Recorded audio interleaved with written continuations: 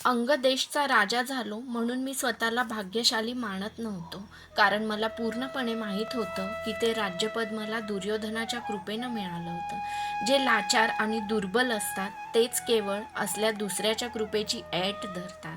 हे असलं कुणाच्या तरी कृपेचं राज्यपद आपण मिरवावं असं मला कधीच वाटलं नाही. खऱ्या अर्थानं पाहिलं तर हे काय राज्यपद होतं? सर्वांनी फुलं उधळून अभिषेकाचं जल सिंचून कर्णाच्या नावाचा जय जयकार करून नंतर सरळ सरळ दात विचकून त्याचा केलेला तो एका अर्थानं जगजाहीर अधिक्षेप होता. अभिषेकयुक्त अधिक्षेप. कितीही दीन आणि असमर्थ असला तरी कोणताही माणूस आपला अधिक्षेप विसरू शकत नाही. मी तर एक योद्धा होतो. योद्धा मरण पत्करतो, पण आपल्या स्वाभिमानाचं मरण तो कधीच स्वीकारत नाही.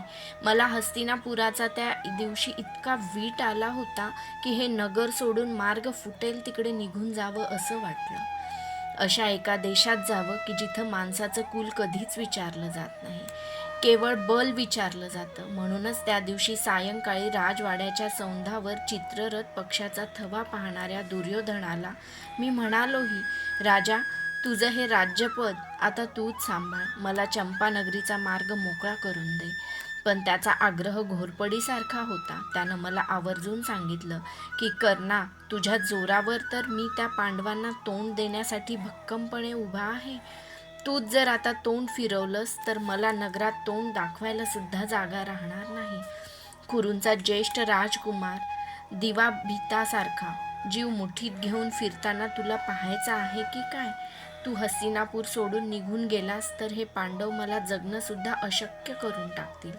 आणि म्हणूनच आपत्तीच्या वेळी मित्राला सहाय्य करतो तोच खरा मित्र. या एकाच विचारानं मी त्याचा अंगदेश स्वीकारला होता. सारथ्याचा पुत्र अशी सहस्रमुखातून बाहेर पडलेली रसरशीत तप्त लोहपुष्प ज्या सिंहासनावर खच्चून भरली होती, त्याच सिंहासनावर मनाचा निर्धार करून मी बळेच बसलो होतो.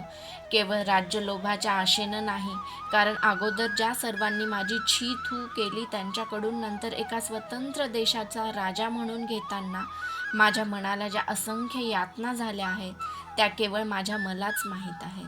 गेल्या कित्येक रात्री मी माझ्या भविष्यात आहे तरी काय या तळमळीत काढल्या आहेत. केवळ एकच एक विचार, गोमातेशीनं कुत्र्याचा करावा तसा एक सारखा माझा पाठपुरावा करीत होता. मी सूतपुत्र आहे तर मला सूतपुत्र या शब्दाचा इतका संताप का येतो? का मी स्वतःला सूतपुत्र म्हणून धन्य मानित नाही? कुणीतरी सूतपुत्र म्हणताच माझ्या अंगातील रक्ताचे कण उधळलेल्या रान घोड्यासारखे का धावू लागावेत? मन म्हणजे आहे तरी काय? ते उलटसुलट विचाराचं भयंकर वादळ माझ्या देहात का निर्माण करीत आहे?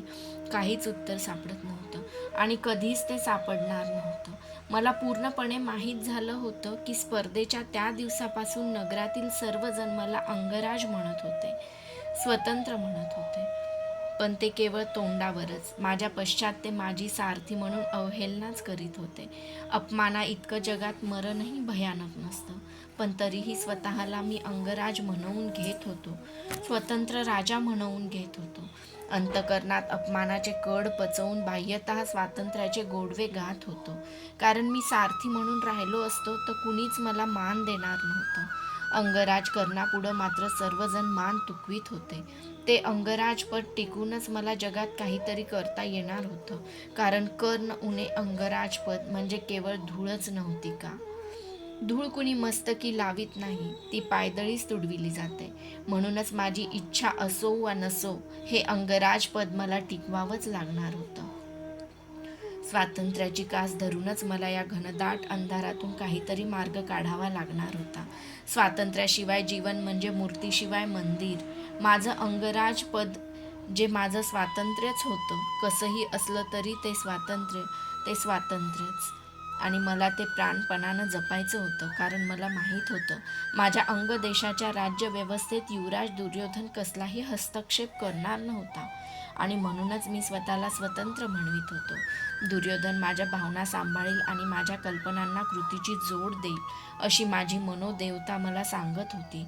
त्या उद्दाम भीमाला मला दाखवायचं होतं की कर्णाच्या हातातील प्रतोद केवळ घोड्यांच्याच नाही तर कधीकधी त्याच्यासारख्या माणसांच्याही पाठीवर फाड फाड उडू शकतो. काही काल मात्र मला स्वस्थ बसणं भाग होतं. झाल्या अपमानाचं विष पचवून गप्प बसणं भाग होतं. आतून जळत असतानाही बाहेरून शांत असल्यासारखं दाखविणं भाग होतं. हे अंगराजपद मिरवणं माझं कर्तव्य होतं. मला आत्मविश्वास होता की एक दिवस असा उगवेल, त्या दिवशी स्वतःच्या शक्तीनं उन्मत्त झालेल्या दांडगट भीमाच्या गळ्यात मी माझं धनुष्य अडकवून त्याची गर्दन गदागदा हलवीन आणि त्याला पटकून देईन की एक सारथीच आहे, पण वीर सारथी आहे. त्यासाठी थोडा काल थांबावं लागणार होतं. कुठल्याही गोष्टीला योग्य वेळ यावीच लागते. अलीकडे मी आनंदी होतो, तो मात्र फारच वेगळ्या कारणासाठी.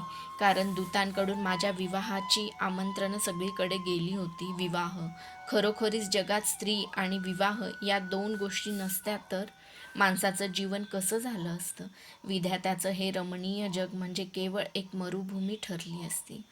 नद्या, निर्झर, पशुपक्षी आणि सुंदर सुंदर फुले असलेली, तरीही मरुभूमी. प्रेमासाठी तहानलेला माणूस मरुभूमीत वनवन भटकला असता आणि शेवटी वेडापिसा होऊन त्यानं झाडाझुडपांना मिठ्या मारल्या असत्या. त्याच्या तडफडणाऱ्या जीवाला आत्महत्येशिवाय शांती मिळाली नसती. म्हणूनच स्त्री म्हणजे विश्वकर्त्याने आपल्या पहिल्याच साखर झोपेच्या वेळी टाकलेला एक हळुवार निश्वास वाटतो मला. त्या निश्वासातच पुरुषाच्या जळणाऱ्या मनाला शांत करण्याची प्रचंड शक्ती असते.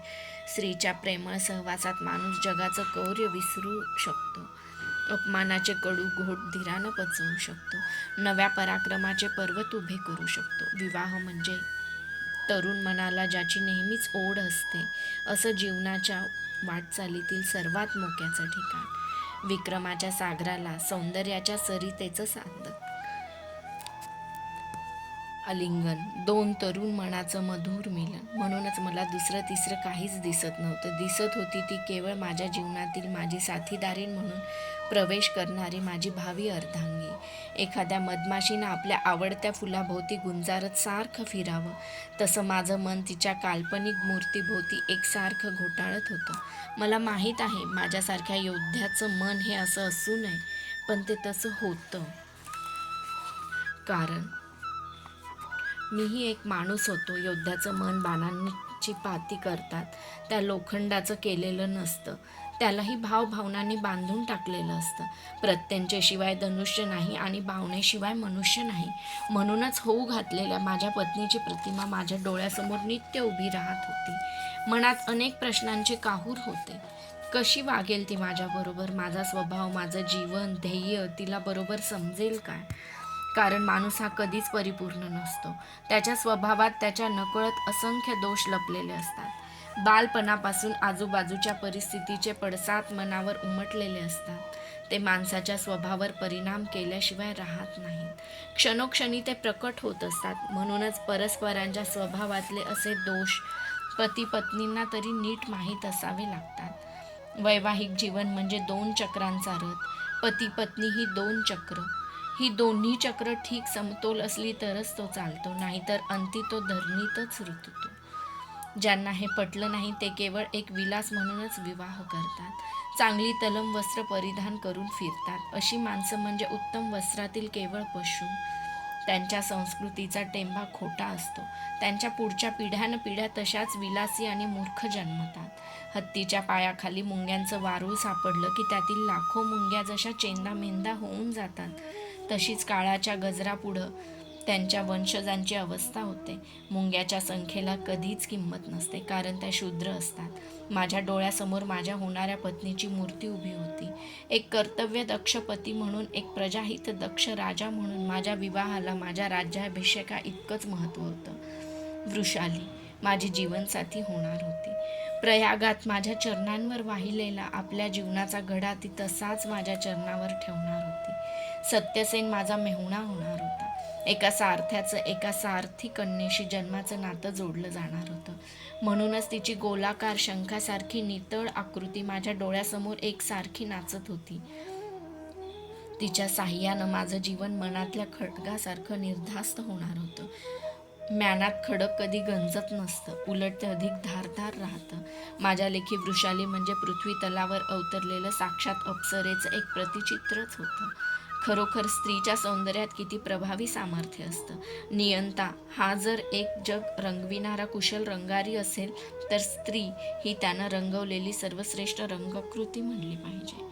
सर्व जग रंगवून झाल्यावर शेवटी निर्वाणीच्या हातानं आणि सर्वात प्रभावी कुंचल्यानं रंगविलेली पूर्णाकृती.